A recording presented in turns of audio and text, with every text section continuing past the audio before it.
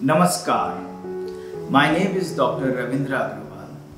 I've come here today to talk about the mental health impact of the corona pandemic. Never before has there been a time when we are not able to talk to other people, our friends and family, without having a mask in front of us. All this has also affected everybody's mental health. No person, I can tell for sure, has been untouched by the stress because of this pandemic. Because many of us have lost their jobs. Many of us are facing severe decrease in business income. Our children are not going to school and we are working from home. This has resulted in the whole corona pandemic being a mental health pandemic. So I would like to address some things here.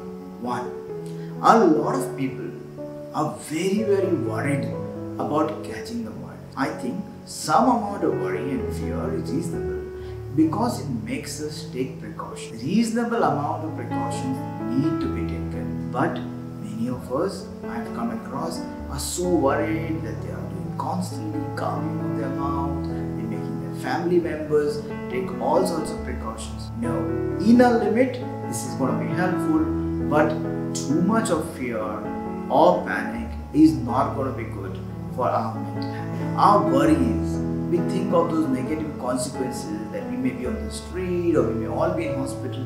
Just because we have thought about that bad outcome, it's not going to happen. Point number 2, I would like to talk about those people who are having a sense of despair or depression or anxiety because of either losing a job or because of decrease in business. Yes, this is a hard time, but this is not a stop. This is just a pause. The world is waiting to restart, and as you must be noting, vaccine is almost around the corner. So things are going to improve very soon, very fast. We are restarting our economic activities. So just hang on there.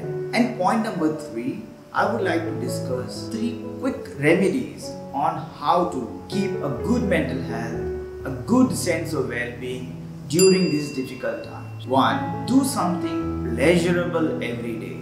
Something which you like doing.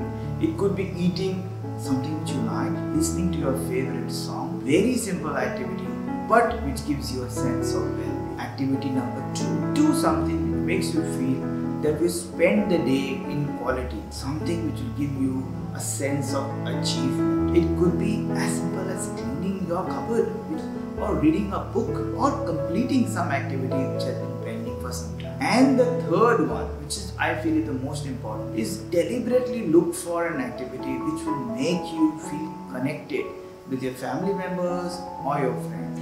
Maybe a phone call, maybe an email or even a video call if you can. So thank you very much.